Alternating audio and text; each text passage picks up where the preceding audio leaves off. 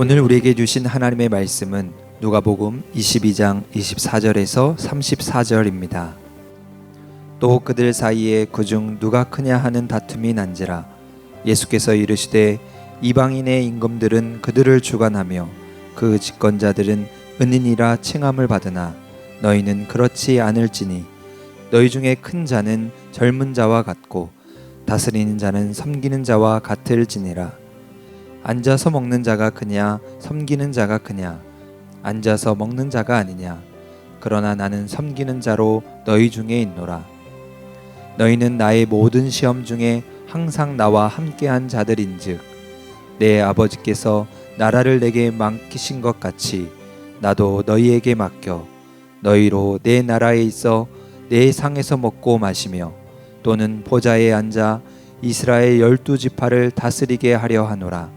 시몬아 시몬아 보라 사탄이 너희를 밀 까부르듯 하려고 요구하였으나 그러나 내가 너를 위하여 내 믿음이 떨어지지 않기를 기도하였노니 너는 돌이킨 후에 내 형제를 굳게 하라. 그가 말하되 주여 내가 주와 함께 오게도 죽는 데에도 가기를 각오하였나이다. 이르시되 베드로야 내가 내게 말하노니 오늘 닭 울기 전에 내가 3번 나를 모른다고 부인하리라 하시니라. 오늘 우리에게 주신 하나님의 말씀입니다.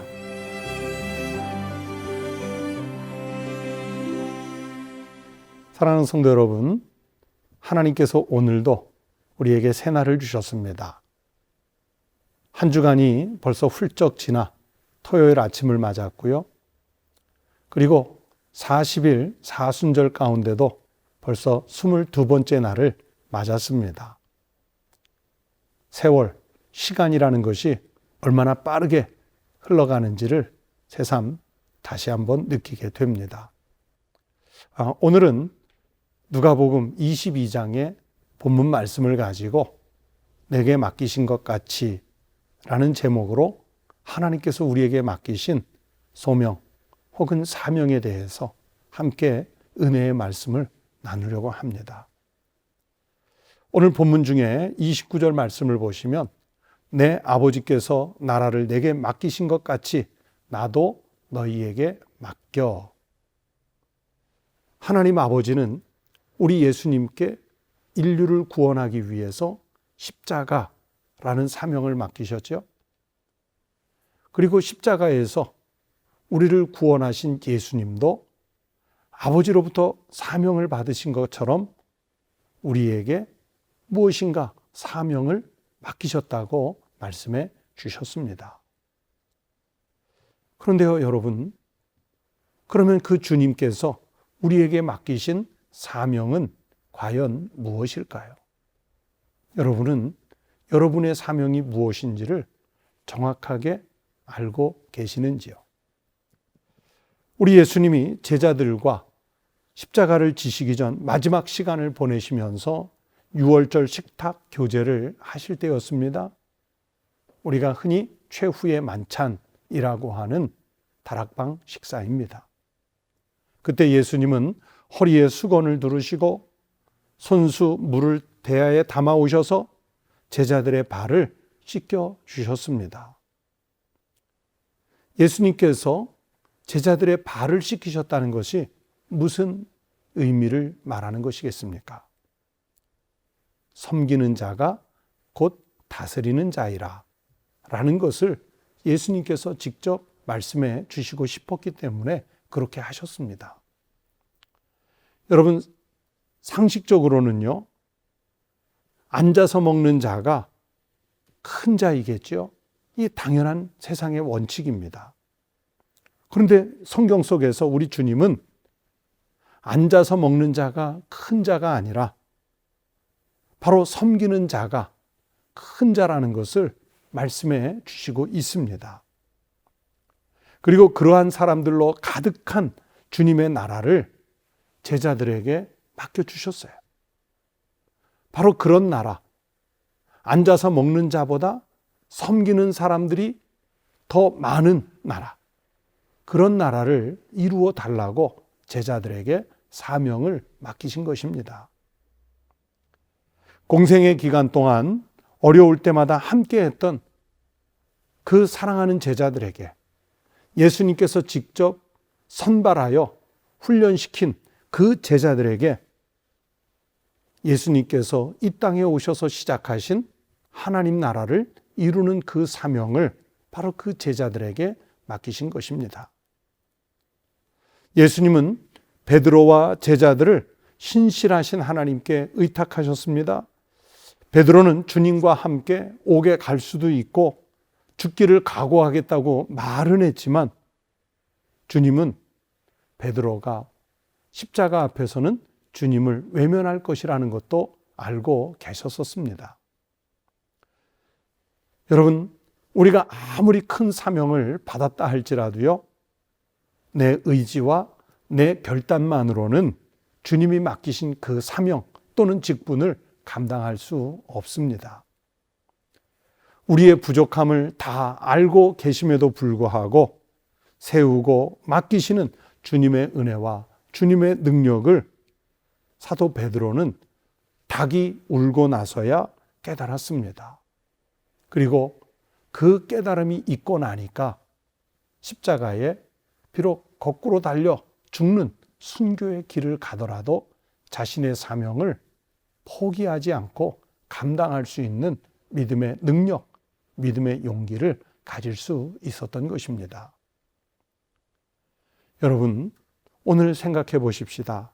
주님이 내게 맡기신 것은 무엇인지, 주님이 나에게 사명을 맡기실 때 과연 어떻게 맡기신 것인지를 깨닫는다면 우리가 비록 힘들고 어렵고 내 능력으로 감당할 수 없을 것 같은 사명을 받았다 할지라도 그것을 감당해 가면서 우리는 정말 행복한 제자가 될 수 있을 것 아니겠습니까?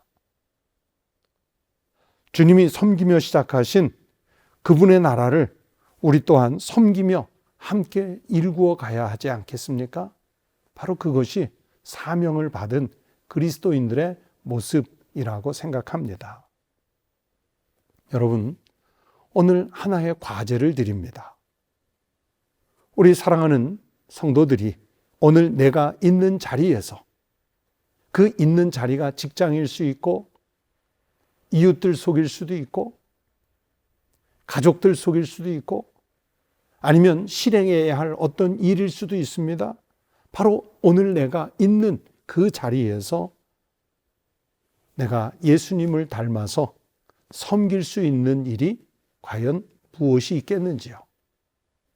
높은 자리에서 섬김을 받는 그 위치에 있는 것에 만족해하지 말고 내가 내려감으로써, 내가 섬김으로써 사람들에게 예수 그리스도의 십자가를 증거하고 하나님의 영광을 나타낼 수 있는 삶을 살아낼 수 있다면 바로 그 사람이 행복한 제자, 행복한 그리스도인이 될 수 있을 것이라고 믿습니다.